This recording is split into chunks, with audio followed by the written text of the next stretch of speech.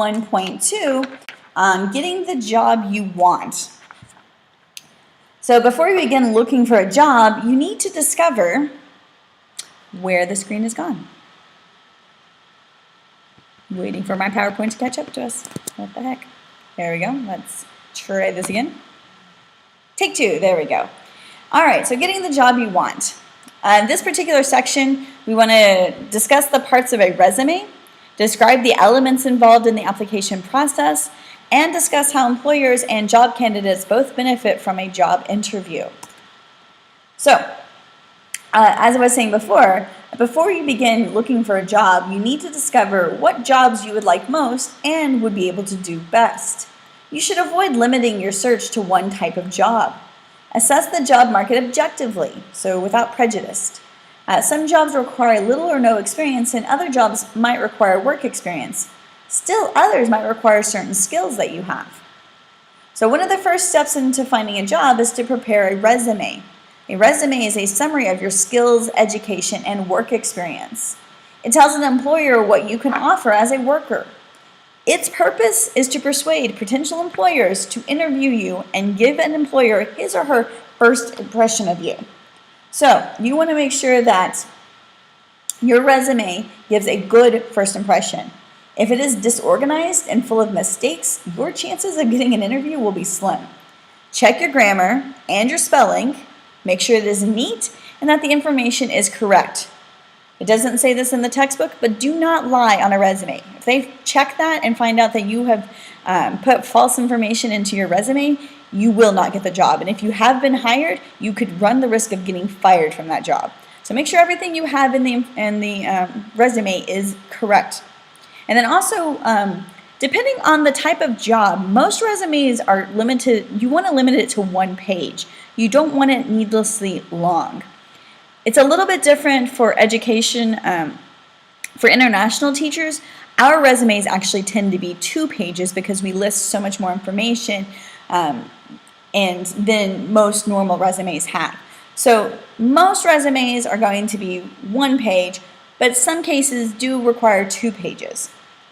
And there are different types of resumes, but the most common is a chronological resume, which is going to list all of your achievements in time order. All right, so let's take a look at a sample resume. This is obviously not mine. I took one from the book. Mine's a little bit different in the fact that it's a 2-page resume and it's geared for international job fairs. So mine has like my picture on it and it has more information about me other than just what's listed here. So there are 5 parts to a resume. There's the heading, which contains your name and contact information.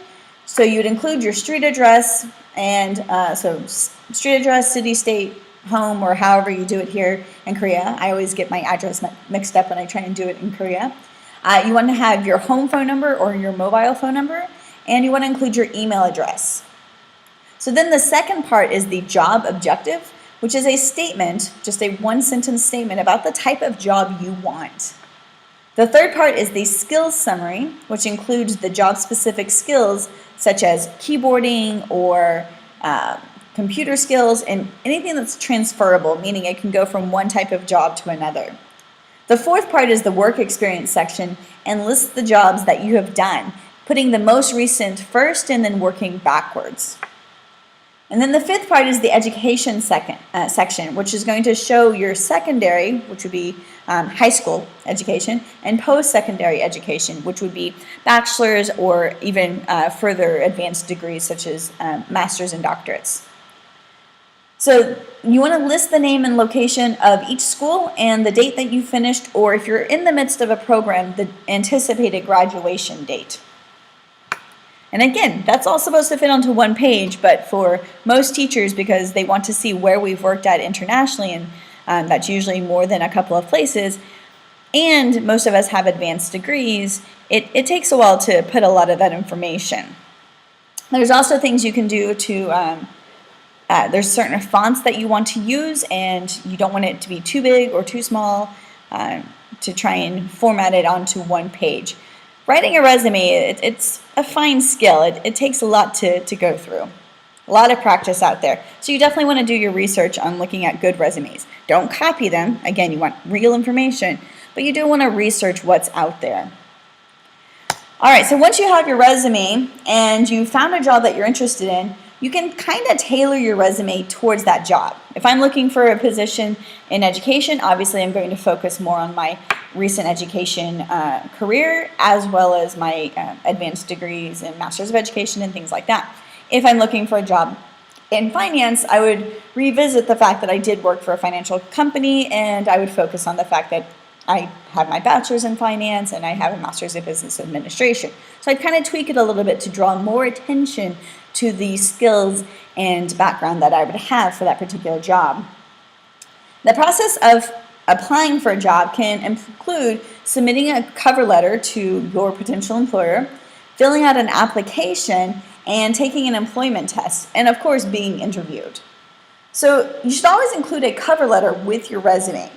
And a cover letter tells the employers more about you and why you're applying for a job. It can also be used to inquire about possible job openings. So as with your resume, this is going to be part of what's going to make a good first impression with this employer. So you want to make sure that it is formatted, it is neatly written, and error-free. And here's an example of a cover letter for us. Kind of goes along with the sample resume from the page before. Sometimes when you apply for a job, you actually don't, you might submit the application, you might submit the resume and the cover letter, but they also might have a job application, or you might just apply to a job that you would only fill out an application. An application is a printed form with blank spaces that you fill in. So similar to any sort of application, if you're applying for college or things like that, you fill in the blanks about it. And then the person who applies for this job is called the job applicant. So like your resume, an application form presents you to a potential employer. And it's easier to fill out the application if you have a resume and your list of references, the people that the potential employer could call to get a character reference about you. And then sometimes when you apply for a job, you might be asked to take a test to see if you have the required skills. For me, when I first applied to Fidelity Investments, straight out of college, I'd worked at a bank for a couple of years when I was going to university, so I had a job and I was a student. So I had some skills that were relevant, but as part of the job process, they had me take this really long test, and it didn't really have much to do with finance. It was more kind of a personality test that tested my integrity and honesty and put me in these hypothetical situations, and based upon how I answered, determined whether I was somebody that they would want to continue on. So that was one of the processes that I had to go through in order to be able to go through the application process and then eventually get the job.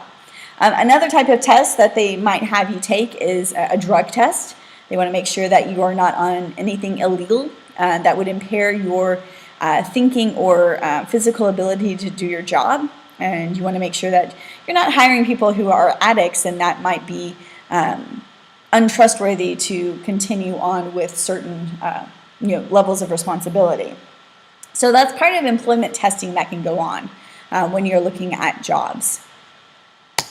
All right, and then finally, you've found a job opening, you filled out an application, you've sent your cover letter and resume. So finally, you get that call from a potential employer saying, hey, we want to interview you. So the job interview is the formal face-to-face discussion between an employer and a potential employee. So interviews obviously are for employers to help make the hiring decision. And so you want to do really well in this interview. But also you consider the fact that interviews are also helpful to you as the job candidate. So they provide a chance to see if you really want the job and if you and the employer are going to be a good match. If you don't like the person during the interview, you might not enjoy working for them if they're somebody that you're going to meet with on a day-to-day basis or have any sort of influence on how you do your job. So you want to make sure you have kind of a good rapport with the person. So in order to do well in the interview, it helps to do some preparation beforehand.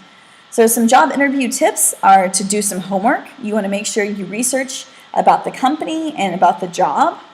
You want to be on time. Never be late for an interview. That's like one of the worst impressions you can possibly make, and it's also considered disrespectful. So again, that's a negative.